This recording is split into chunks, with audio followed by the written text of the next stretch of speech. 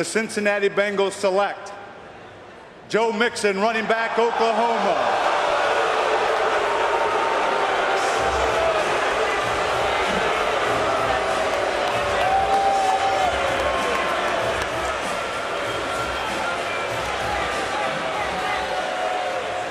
Well, the reactions here from some of the Bengals fans in Philadelphia very mixed. You heard the loud boos. Joe Mixon, arguably the most polarizing and controversial figure in this entire draft, the running back out of Oklahoma with absolute first-round talent when you look at his tape on the field. But for those of you that aren't familiar, when he was a freshman, the day he turned 18 on the Oklahoma campus in the summer leading up to his freshman year, he was caught on tape punching a female Oklahoma student in the face so hard it broke 4 bones in her face.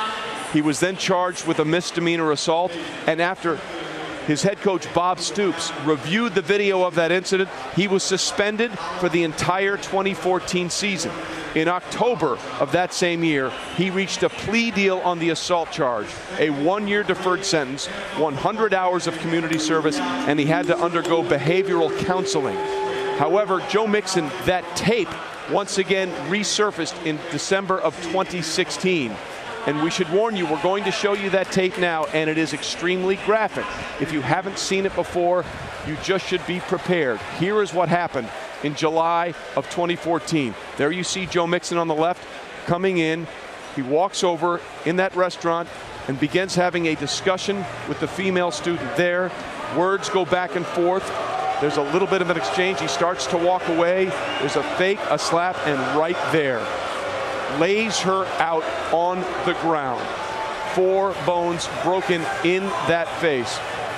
That tape cannot be unseen, and Joe Mixon knows it.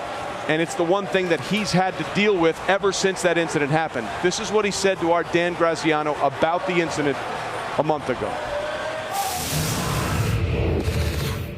I was a young kid. Therefore, I mean, it still wasn't an excuse, you know, for my actions. I mean, I took full responsibility. At the end of the day, like I told you, I can't take it back. And, you know, I mean, there's nothing I could do from here on besides learn from what happened. Like I said, I won't keep dwelling on it. Of course, it's always going to be in the back of my mind, but I'm not just going to keep talking about it. That's just not me. Well, other people are going to keep talking about it because that tape is now going to be shown in every media outlet, not only nationally, but also in Cincinnati.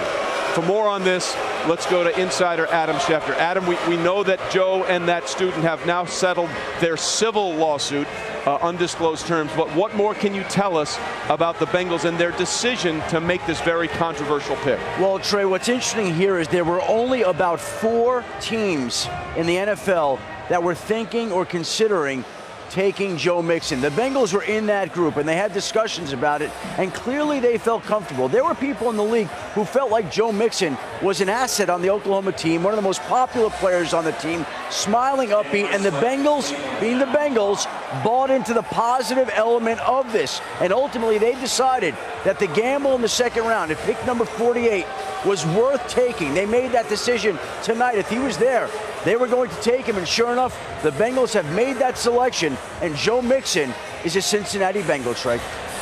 All right, Adam, thanks very much. Lou, I want to talk to you about this because this is something that every front office goes through when they have a player they believe is worth the slot on the board as opposed to everything else that goes on. You have 2 pieces of tape you have to weigh, his film tape and that tape which can never be unseen. Look, this is an ownership decision. Simple as that. And you know who's pulling the trigger in Cincinnati. We know who makes the decisions in Cincinnati. And you know for sure he made the decision here, just like he made the decision to draft John Ross. So this is one of those decisions that I'm sure it's out of the coach's hands, it's out of any scout's hands. This is an ownership-driven decision. He's made the call. And that's how these kind of decisions, when you're talking about guys who have this kind of resume, that's how. With the 49th pick in the 2017 NFL Draft, the Washington Redskins select Ryan Anderson, linebacker, Alabama. All right, so Ryan Anderson goes. That's 2 Alabama players, by the way, for Washington, picking up Jonathan Allen in the first round. We'll discuss Washington in a minute, but let's go back to what we were talking about there. Sure. You're going to have to deal with the repercussions of every media outlet in Cincinnati asking you, why did you think this was worth it? How does a front office deal with that discussion and that dilemma?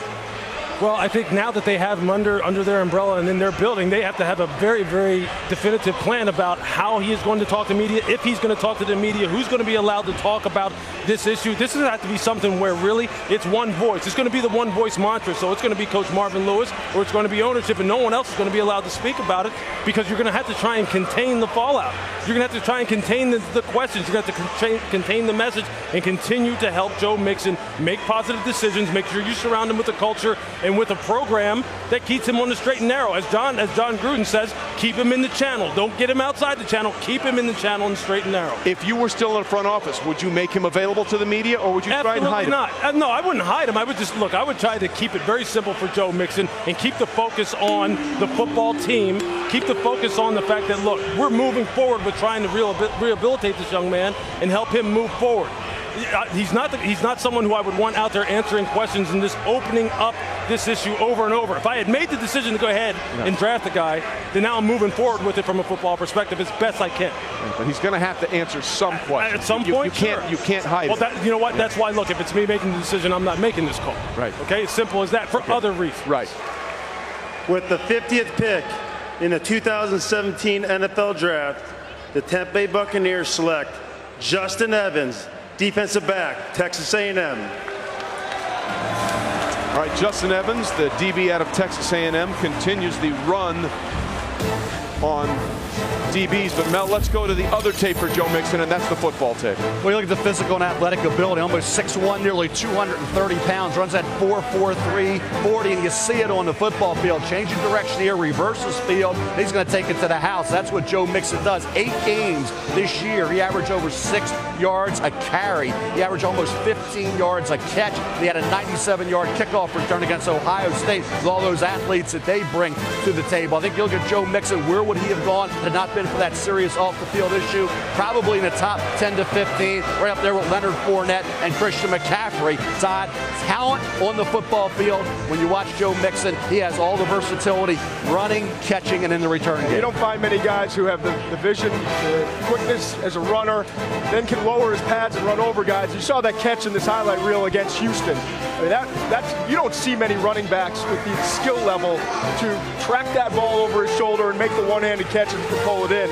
I think he's David Johnson, Arizona. Big, tough runner between the tackles, excellent quickness for his size, and the receiving ability a lot like David Johnson. This guy was second in the FBS in all-purpose yards with 195.6 yards per game. He's a talent. He is, but as he said with our Dan Graziano, he don't want to dwell on it. That's not his choice. He's going to have to deal